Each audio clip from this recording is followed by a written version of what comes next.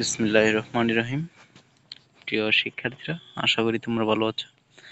আজকে সপ্তম শ্রেণীর নবম অধ্যায়ের হচ্ছে 9 অধ্যায় 9.7 ইউনিটের যে একটি কাজ দেওয়া আছে, যে ফজিলাতুন্নেসা, আর হচ্ছে মেরি কুয়েরি, বেগম ফজিলাতুন্নেসা, এগুলো অনুসারে এখানে যে কিছু কাজ দেওয়া আছে সেগুলো নিয়ে আজকে তোমাদের সামনে আলোচনা করব।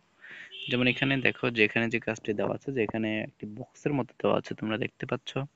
এখানে বক্সে এক পাশে রয়েছে elements of narrative to text, অন্য পাশে রয়েছে নেক্সট অন মেরি কুইরি, অন্যদিকে রয়েছে টেক্সট অন বগমাতা বেগম ফজিলাতুন্নেসা মুজিব, এরপর রয়েছে টেক্সট অন জাহানারা ইমাম। এখানে মূলত তিনজনের এখানে জীবন কাহিনী নিয়ে এক একজনের বিবৃন্ত এখানে লিখতে বলা হয়েছে। তো এখানে যে কাজগুলো দেওয়া হয়েছে, এখানে দেখো যে writing in past tense. Writing in past tense মানে হচ্ছে অতীতকালে তিনি কি করেছেন, এগুলো লিখতে বলা হয়েছে। তো এখানে প্রত্যেকটা বিষয় নিয়ে আমি কথা বলবো। যেমন এখানে দেখো যে এলিমেন্টস অফ ন্যারেটিভ টেক্সট মানে হচ্ছে বর্ণনামূলক লেখার উপাদান সমূহ। এরপর রয়েছে এখানে text on Marie Curie, Marie কুইরির উপর লেখা। এরপর টেক্সট অন বঙ্গমাতা ফজিলাতুন্নেসা মুজিব, বঙ্গমাতা বেগম ফজিলাতুন্নেসা মুজিবের উপর লেখা। তো প্রত্যেকজন এখানে উপরে লেখা, যেখান থেকে আমরা কি লিখবো দেখো। তো প্রথমত যেটি রয়েছে has three parts, A beginning, middle and an end. তিনটি অংশ রয়েছে, প্রারম্ভিক অংশ, মধ্য অংশ এবং শেষ অংশ। এগুলো থেকে দেখো যে আমরা কি বুঝতে পারলাম এখান থেকে, যে এখানে প্রথমে যেটা দিয়ে শুরু করবো, যে মেরি কুরির উপর লেখাগুলো, যে yes it is divided into three parts. The beginning introduce her, the middle gives more information about her and the ending tells about her death. মানে হচ্ছে হ্যাঁ, এটা তিনটি অংশে বিভক্ত। প্রারম্ভিক অংশ তাকে উপস্থাপন করে, মধ্য অংশ তার সম্বন্ধে আরো তথ্য দেয় এবং শেষাংশ তার মৃত্যু সম্বন্ধে বলে। এরপর দেখা যায় যে বেগম ফজিলাতুন্নেসা, বঙ্গমাতা ফজিলাতুন্নেসা, তার সম্বন্ধে যেখানে রয়েছে it has three parts. The first part in introduction of her, the second part is about her contribution during the Liberation War, and the third part is about the hardship she experienced during that period of time.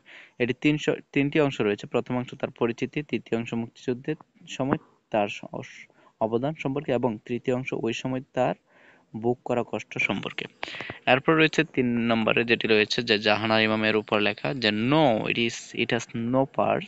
The first part introduction her hand, the second part talk about her work, it lacks the ending part.